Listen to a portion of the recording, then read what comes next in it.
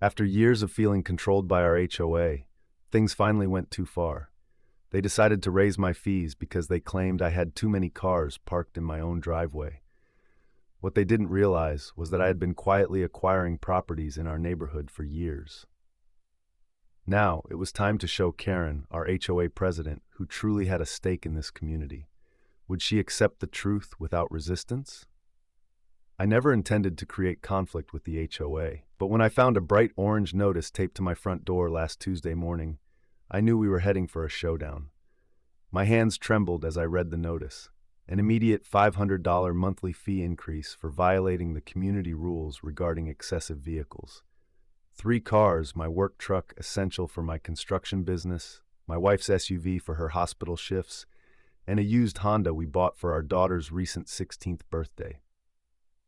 To me, they were just 3 ordinary vehicles parked in our own driveway. From my kitchen window, I spotted Karen Mitchell, clipboard in hand, beginning her usual morning inspection. She approached my driveway, pulled out her phone, and started taking pictures. This wasn't the first time this week. "Honey, she's out there again," my wife Sarah called from the living room. "Maybe we should just park the Honda in the garage?" "No," I said firmly, pouring myself a cup of coffee. "We're not hiding our daughter's car as if we've done something wrong.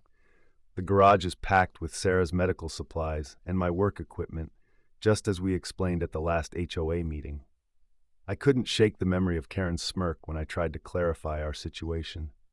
"Rules are rules, Mr. Thompson," she had said, barely looking up from her phone. "Maybe if you can't afford proper garage storage, this neighborhood isn't for you." What Karen didn't know, and what none of them understood, was that I had been quietly purchasing homes within our development over the past 5 years through my real estate investment company. Each time a property became available, I used different LLC names to keep the acquisitions under the radar. What started as a savvy investment strategy had transformed into something bigger. As I walked outside to check the mail, I took my time. Karen feigned interest in Mrs. Wall Johnson's rose bushes, but kept me in her peripheral view. Poor Mrs. Johnson had been fined just last month for having roses in her garden. It seemed that the HOA's scrutiny was unwavering. The colors around me were bright, almost too bright, and I felt a sense of disruption in the neighborhood. Then my phone buzzed with a text from my lawyer. The property closing was complete.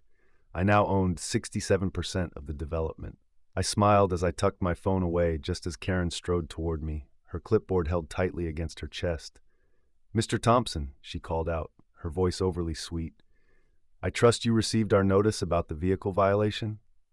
"Yes, Karen, and I have some questions about the legal basis for this fee increase." I aimed to keep my tone calm and professional. She waved her hand dismissively.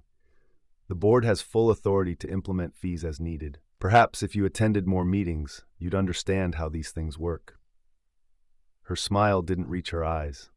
Little did she know that I had been present at every single meeting over the past 5 years, even if it was through proxy representatives who owned other houses. I had noted every instance of her selective enforcement, every questionable fee, and every misuse of power. As she turned to leave, her designer heels clicking on the sidewalk, she tossed back over her shoulder. "Oh, and the board is holding an emergency meeting tonight at 7 p.m. sharp. We'll be discussing additional measures regarding problem properties." I watched her walk away, then quickly pulled out my phone again to text my lawyer. It was time to get ready for the documents we had talked about. Karen was making her move tonight. Just then, my daughter's car pulled into the driveway, and I noticed Karen stopping to take more photos. It made my blood boil, but I took a deep breath. Tonight would change everything in this neighborhood, but first I had some calls to make. Once inside, I spread out the property maps on my desk. Each lot was carefully highlighted and coded, the result of 5 years of planning, documenting the evidence of Karen's reign of HOA overreach. Tonight, she would discover that her biggest mistake wasn't just targeting my family, it was underestimating me. Just then, my phone rang. It was Mrs. Johnson from across the street, in tears about another violation notice. As I listened to her story, my gaze drifted to a framed photo on the wall. my father standing proud in front of his first house before the HOA harassment forced him to sell at a loss 2 decades ago. He had taught me to play the long game, to fight smart instead of letting anger take over. I glanced at my watch. 6 hours until the meeting. Karen thought she could play hardball over a few cars and driveways, but she had no idea what was coming. I made my way to the community center and entered the meeting room, ready for what lay ahead. I could feel the tension in the room as I looked around. Every seat was taken by neighbors I've known for years, all sitting closely together and whispering to one another. Karen had clearly gone to great lengths for this meeting. She had even hired a professional photographer to snap pictures of my driveway from various angles, making it look like some sort of overflowing parking lot. "Let's begin," Karen announced, tapping her sparkly pink gavel on the podium. She had called this emergency meeting on a Tuesday evening, fully aware that most working families would struggle to attend. Still, I made sure to be there, quietly sitting in the back row and observing her usual performance. As the presentation started, Karen clicked through a PowerPoint showcasing her so-called evidence. "As you can see in these professional photographs," she began, "Mr. Thompson's property has turned into a used car lot." I could hear a few gasps from the front row, members of her loyal following, the same people who seemed to decorate for Christmas in November and didn't take anything down until spring. I glanced around and saw Mrs. Rodriguez, my elderly neighbor, rolling her eyes. She had recently received a fine for parking her grandson's car while he was helping her repair her roof. In another corner, Mr. Chen, the high school science teacher, was busy taking notes after he had been cited for parking a bit over the line during last month's snowstorm. Karen moved on to the next slide, zooming in on my daughter's car. "This vehicle has been parked in the same spot for over 48 hours, she said, omitting the fact that my daughter was home from college for the weekend. The meeting dragged on as Karen presented graphs showing supposed decreases in property value, complaints from anonymous neighbors, probably her close friends, and weather reports hinting that my cars were causing excess snowdrifts on the street. Then she pulled out a thick binder. "I've documented every instance of vehicles entering and leaving Mr. Thompson's property over the past 3 months. I felt my eyebrows raise in disbelief. Had she really been tracking our family's movements? Some neighbors shifted uncomfortably in their seats, sensing the unease in the air. At that moment, Sarah Jenkins, my next-door neighbor, stood up. "Karen, isn't this a bit excessive? They're just regular cars in a regular driveway." Karen's expression hardened as she snapped back. "You're out of order. You haven't been recognized by the chair." As her husband Bob began passing out copies of a new proposed ordinance, I couldn't help but wonder how far this was all going to go. The proposal on the table would limit each household to 2 vehicles and mandate garage parking. I found it hard to believe, almost amusing, really. As Karen, our president, called for a vote on the new vehicle restrictions and a fee increase, she didn't even pause for discussion.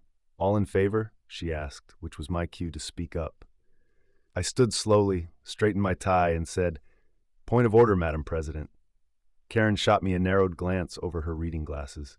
"You're not recognized, Mr. Thompson," she replied curtly. I wasn't deterred. "Actually," I said, pulling out my folder, "according to HOA Bylaw Section 73, any property owner may raise a point of order regarding voting procedures." The room hushed. I could see Karen grip the podium tighter, her perfectly manicured nails visibly tense. "Before we vote, I believe it's important to review the HOA's current property ownership structure," I began, making my way to the front of the room.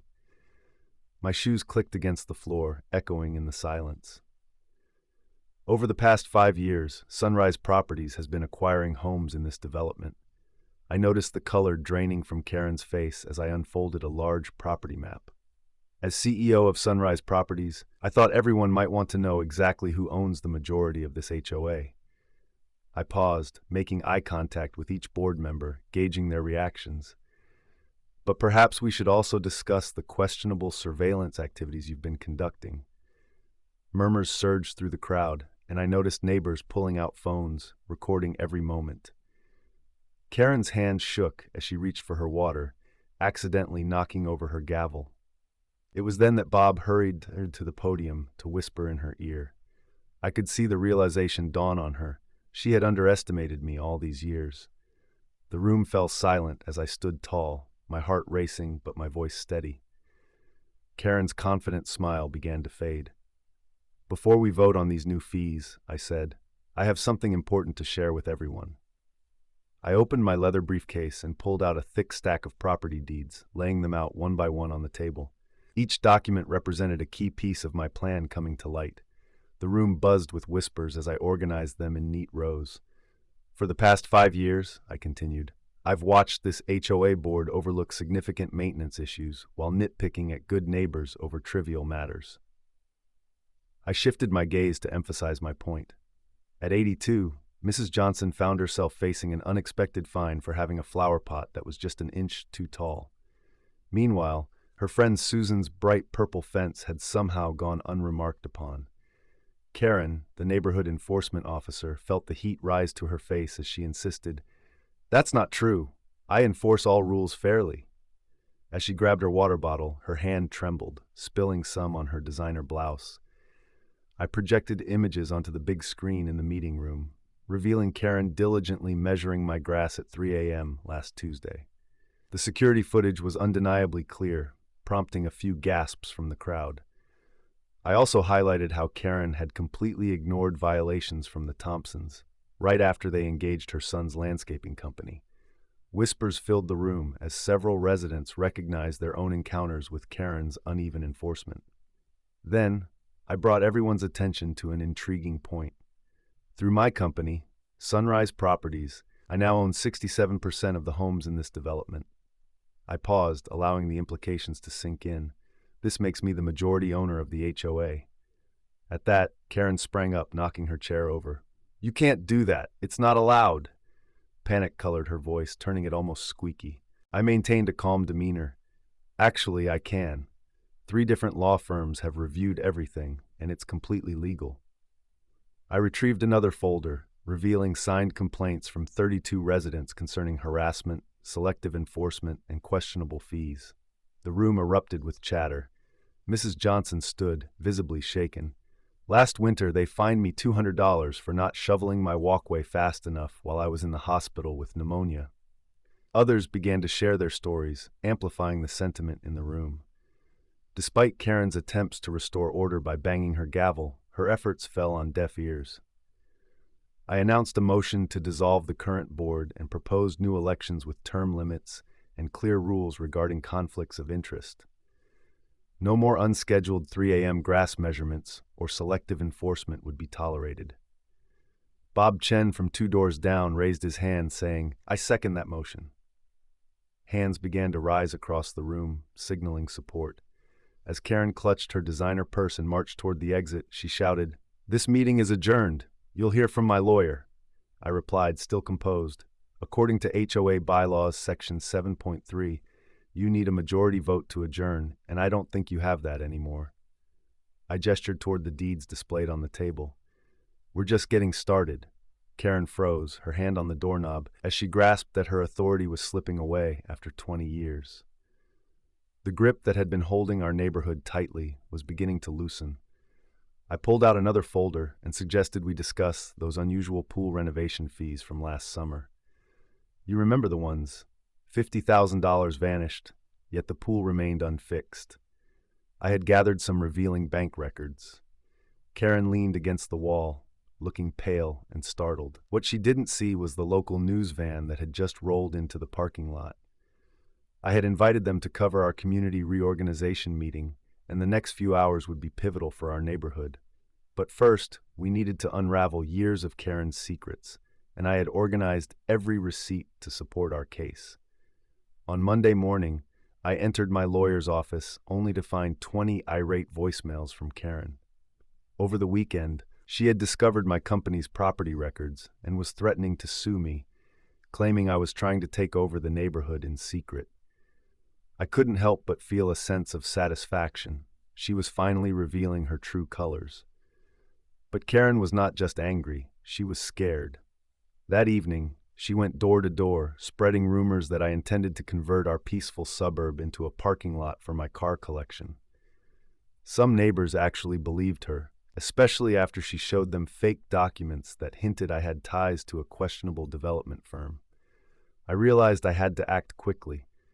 My security cameras captured Karen sneaking onto my property at midnight, snapping close-up photos of my car's license plates. The next day, she filed a lawsuit against me, claiming I had broken HOA rules by buying properties through my company. She even attempted to secure an emergency court order to freeze my voting rights in the HOA. That's when the groundwork I had laid for months paid off. My lawyer introduced our secret weapon, a meticulous record of every HOA meeting from the last 5 years. We had video evidence of Karen giving her friends passes for their violations while imposing penalties on others. There were bank statements proving she had used HOA funds to renovate her own backyard. Most striking were the emails where she boasted about her influence to keep undesirable elements out of our neighborhood. As we presented each piece of evidence, the judge's expression shifted from curiosity to disbelief.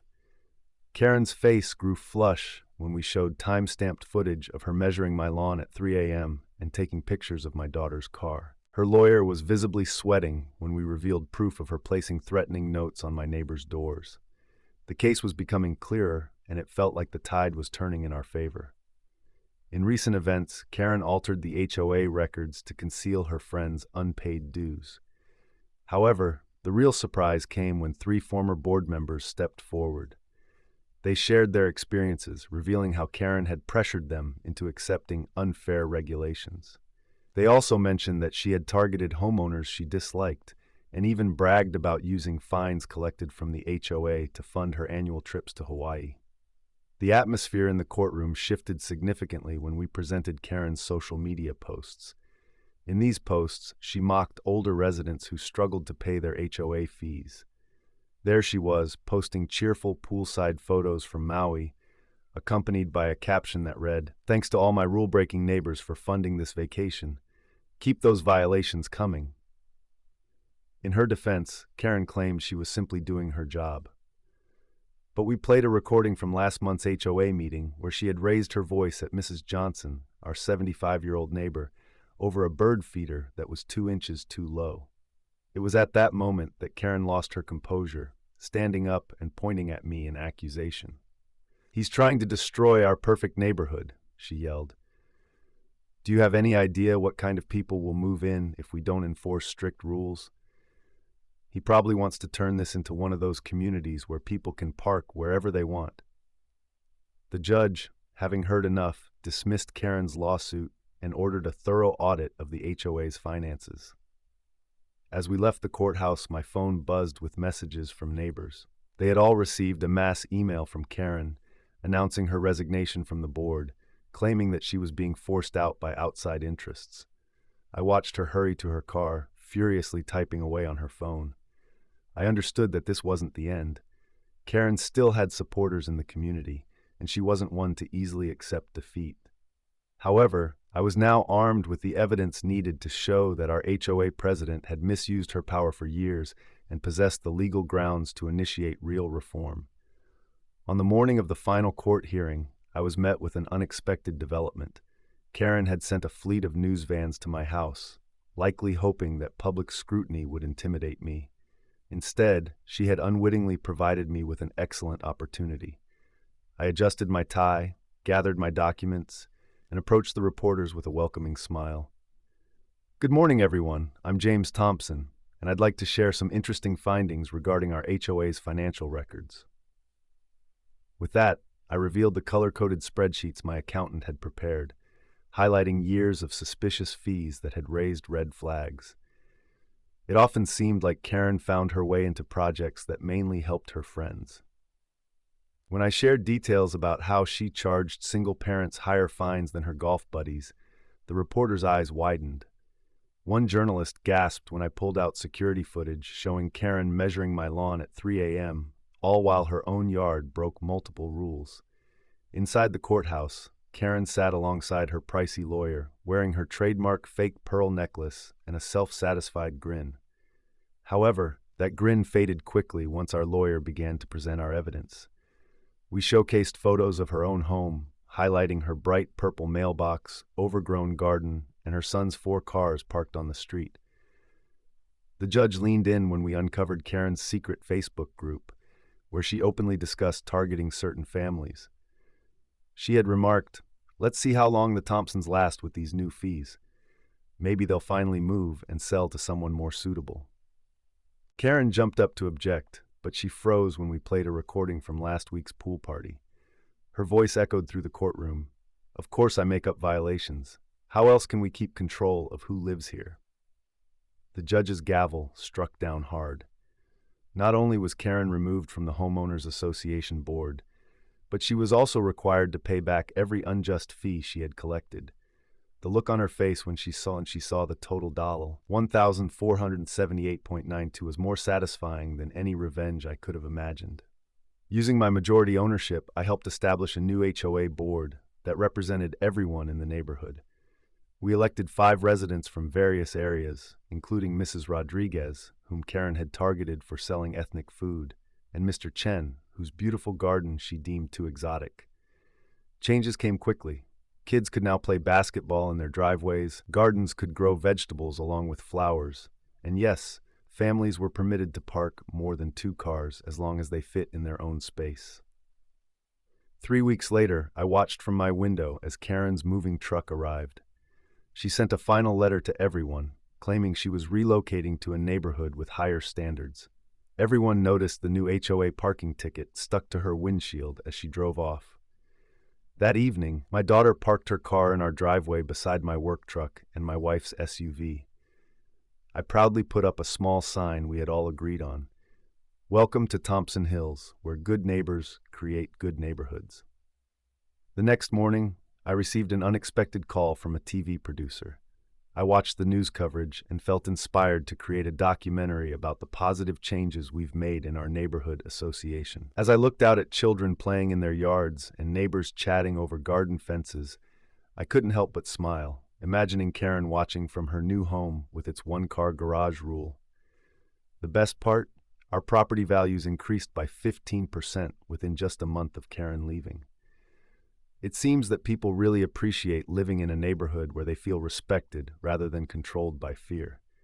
Some of Karen's old friends even stopped by to apologize, admitting they were worried about becoming her next target. We still have a homeowners association, HOA, but now it supports our community instead of policing it. Each month, we use the fees for meaningful improvements, upgrading the playground, fixing the pool, and assisting elderly residents with home maintenance.